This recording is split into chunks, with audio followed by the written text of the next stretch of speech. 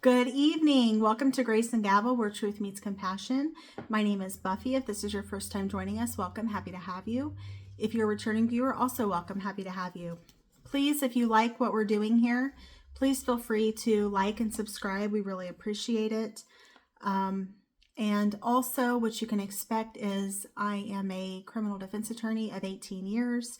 And so I will not be telling you that so-and-so did not have a case because of a technicality. Can actually go into what is actually going on rather than using technicality, which is a very generalized term and kind of escapes kind of responsibility in that aspect. Additionally, you can expect that the victims of these crimes will be treated with compassion and understanding as they were actual people who were loved by others, not just cartoon characters or not just characters in a movie, but actual real people. So a robbery, 2 murders, 2 immigrants, a nation already divided, and a trial so flawed that historians call it the first crime of the century. April 1920. A payroll clerk and a guard are shot and killed in South Braintree, Massachusetts. Money is stolen, panic erupts. Within weeks, the police arrest 2 Italian immigrants, Nicola Sacco and Bartolomeo Vanzetti, sparking a legal firestorm that would define American justice for a generation. Who were Sacco and Vanzetti?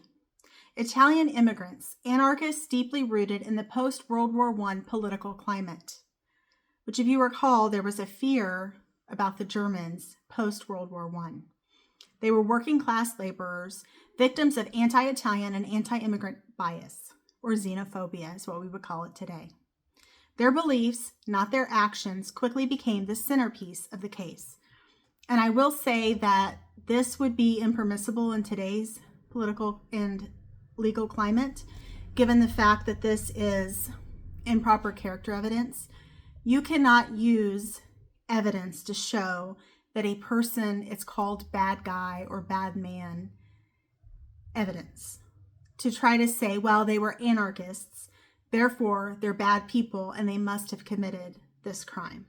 That is legally impermissible, and character evidence is not allowed in except for very specific exceptions, including, let's say for instance, that there's this murderer that's going around placing purple neckties on the individuals that he murders.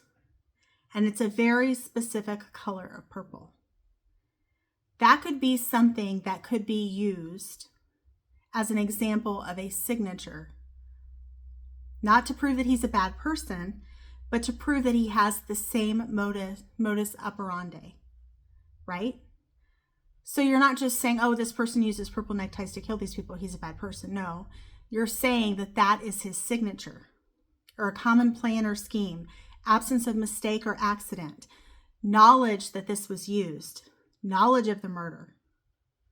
Things like that can be used, but not, look, he's an anarchist, he's a bad person, you must convict him. Absolutely not. Let's talk about the Red Scare backdrop. America is consumed by fear of radicals, anarchists, and immigrants. The Palmer raids, bombings, and political anxiety color everything. A perfect storm. The prosecution finds 2 defendants the public already fears, which makes it perfect for them, the prosecution, that they can just play up to the fears of the jury and the public. Let's talk about the arrest and the questionable evidence. Police stopped Sacco and Vanzetti carrying guns, common for immigrants fearing violence, because there were a lot of people who were anti-immigrant. The key issues were the guns did not match conclusively. The motive was never proven, which that's another fact that doesn't necessarily have to be proven by the prosecution. They are free to offer the motive if they feel that they have a motive that they want to share and there's evidence to back it up, sure. But that is not necessarily required. The prosecution focused on ideology, meaning that they thought that they were anarchists, not the evidence, which is a really, really bad strategy. However, given the climate that they were in, the prosecution used what they had in their favor because it seems like they wanted to convict someone rather than whether or not it was the right person or not. So it was almost like a witch hunt in some ways. The lineups were biased and suggestive. Today, you are supposed to have a lineup of similar people.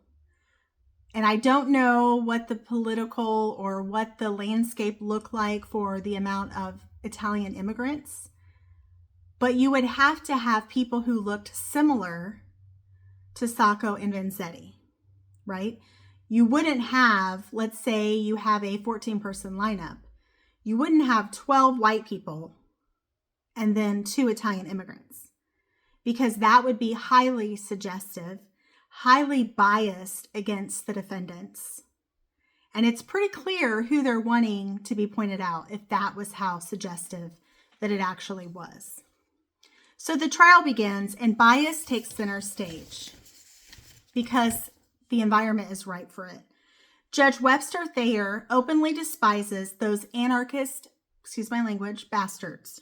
He refuses to recuse himself.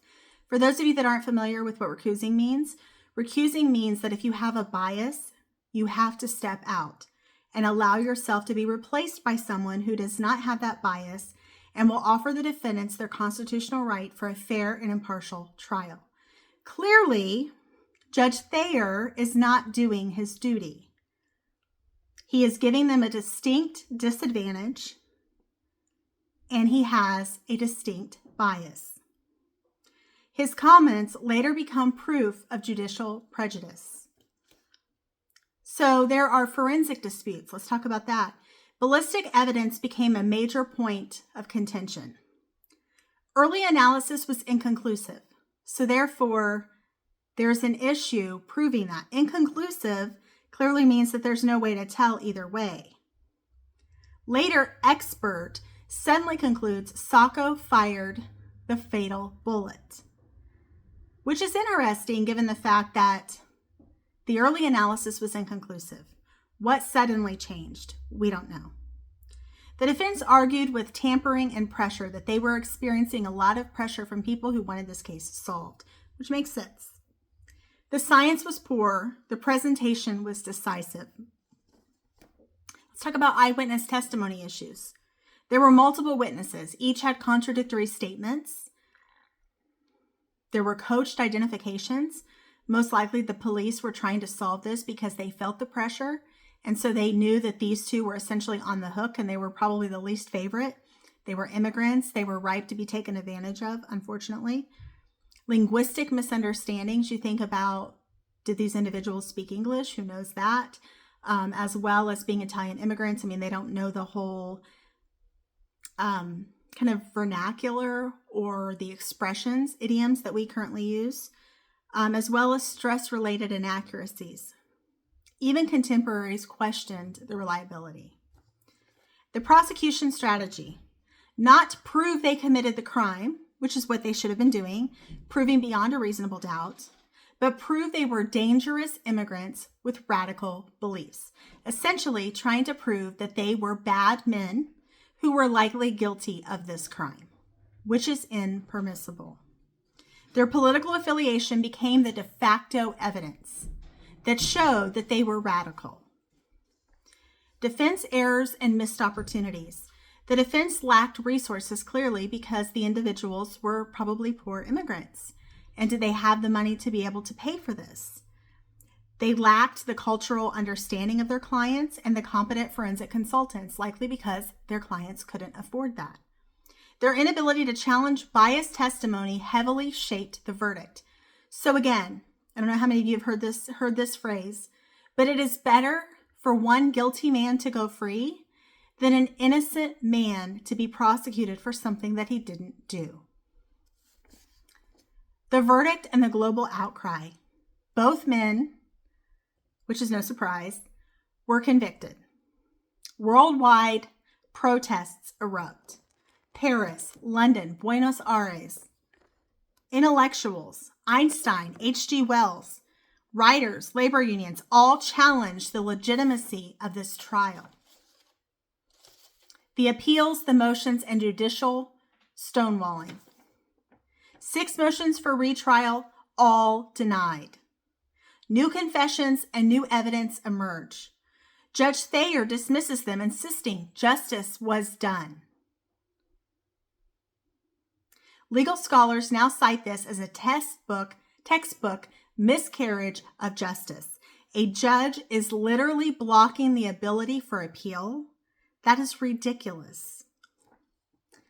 Final days in execution. August 23rd, 1927. Despite global outrage and multiple alternative suspects, Sacco and Vanzetti are executed in the electric chair. Their final letters are heartbreaking, dignified, and rooted in hope for justice.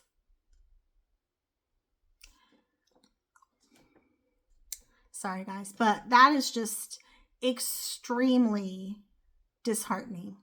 Extremely disheartening. As a person who believes in justice, to see that some judge, like, rather than reel in his ego, decided to say that he made the right decision and deny and stonewall and block their case is ridiculous because they were anarchists or because they had certain political beliefs. Political beliefs have no place in a courtroom that is supposed to deliver a fair and impartial verdict, which the judge clearly did not do.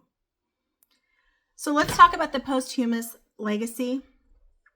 1977, Massachusetts governor issues a proclamation acknowledging the trial's injustice. Not exoneration, but condemnation of the legal system that failed them. Legal significance. Why it matters in 2025.